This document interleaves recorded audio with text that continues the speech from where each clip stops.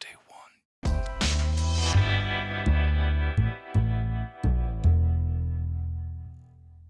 I've had the pleasure of talking to both of you about specifically this genre. I'm going to start with you, Djimon. You are the connection between the John Krasinski's vision and what we're seeing now. What was it like for you, the transition with another director, which is pretty marvelous? Well, it was nerving, right? Because of course, you know, we all rely on the one architect that did such a great job, that was such a great success, the first one to the second one, you know, and so he was, our quarterback in those two films. But so I was quite nervous going into the day one with Michael Sarnoski. His interpretation, the story has changed quite a bit, and maybe I shouldn't say that. Changed from what to what, right? Yeah. But anyway, it was quite, but that said, I think it was quite beautiful for Michael to keep the character-driven narrative that we've had from the first one to the second one, right? Yeah. And so, and I think this speaks volume when people who have seen, you know, gone to see day one and come out crying and, you know, having a hard time coping emotionally. So that really, you know, says so much about a film that's actually was supposed to be just mostly entertaining and, you know, visually entertaining, you know, right? Mm-hmm. Scary. It's a fantasy, sort of like a horror, you know, yeah, horror thriller. So I thought that was quite an accomplishment. I think so too. And Alex, you did The Wonderful Pig, and now this. What was it like for you, kind of stepping in with the director? You were kind of a newbie here, so Yeah. Well, I think Michael, we were the newbies together, it felt like, and we had the same DP, Yeah. Pat Scola, and, you know, I felt very protected by him, and I felt protected that I was acting with, started with Lupita Nyong'o, the one of the best actors who's ever lived, and I think that was very comforting, because a lot of our stuff was up front, like the first week, and I think I just felt in good hands with her. And then the same thing happened when Djimon came on, that I thought, you know, I was lucky. I just had to, my job was just to not screw it up. And all of it was very terrifying, but nothing has been as terrifying as not spoiling the movie in these interviews. That has been the real horror show for me. It's been really hard. yeah, I can imagine, because people have their expectations of what we've seen before. And I love And to they're spoil not ready. things. I love to spoil things. I'm not going to, but I really love to. It's very fun to just It's fun, right? ruin it for can people, be. but I won't. This will cost you. Exactly. Well, guys, we do have to wrap, but Alex, always a pleasure to see you. Djimon, same thing. Thank you guys you. are great. Thank you. Thank you so much, man. I Have a appreciate great it. day.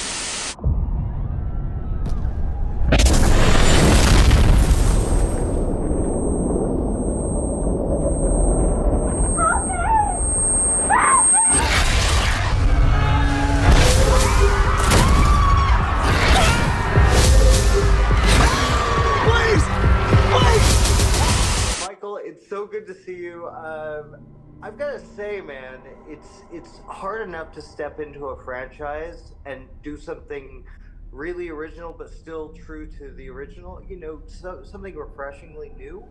You did this here. Thank you. That's wonderful to hear. That's what we were trying for. Yeah. Well, I know John gave you a little bit of freedom here. That's an unusual thing. What was your take? How instantly did you come up with the idea of Lupita going through her day and kind of the character-driven part of it? Yeah, I mean, I met with John one week, and he kind of gave me the general stuff of, you know, we want to do this New York Day One movie. Think about it for the week, and let's touch base. And so I thought about it through the weekend. Thought about kind of all the things I didn't want to explore, the sort of classic, like, you know, military scientist stuff, the saving your family or escaping the city, and I wanted to avoid all those kind of tropes of invasion movies. And just sort of through that exercise, this character of Sam just kind of appeared, and I found myself really fascinated by what she was going through on a personal level and how that would be reflected in kind of the world falling apart around her.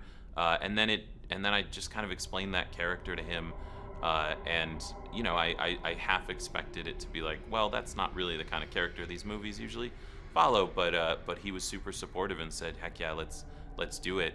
And he gave me a lot of freedom. He let me go off and just kind of write a draft of this script and explore this character and find the emotion, and yeah, it was really amazing. He was very generous in that way.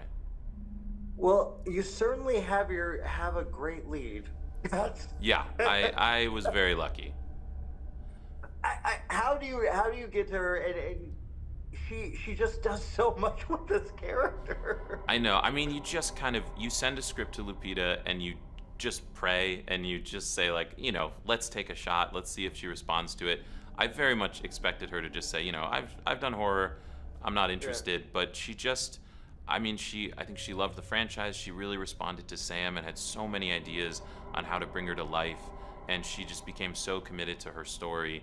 And yeah, I mean, I was just really, really lucky to have someone so talented, because it's a hard role to play. It's a really complicated role. She has to do a lot of big things, a lot of small things, do it all with very little dialogue. That character's going through a lot, and she had to dig really deep for it, but she did it so beautifully.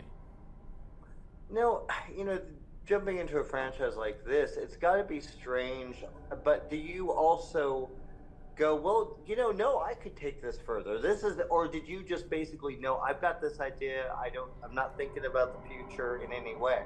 Yeah, I tried not to think too much of it as a franchise. I was just like, this is a movie, this is a character that I want to explore. How does this movie do justice to this character? You know, I mean, people have ideas on how we can connect it to the other films and all that sort of stuff. And there's plenty of things to play with there and fun things to do to expand the aliens. And we definitely did that. But at its core for me, it was always just, you know, this is Sam's story. Let's tell Sam's story. And if we can do some other fun stuff along the way, let's do it. But that's all kind of secondary. So I tried to sort of intentionally separate myself from some of those pressures and just focus on making a strong character story. Well, I think that's why it works. Thank you. Dude, congratulations. Thank you so much. On that. All right. Cheers, man. Have a good one.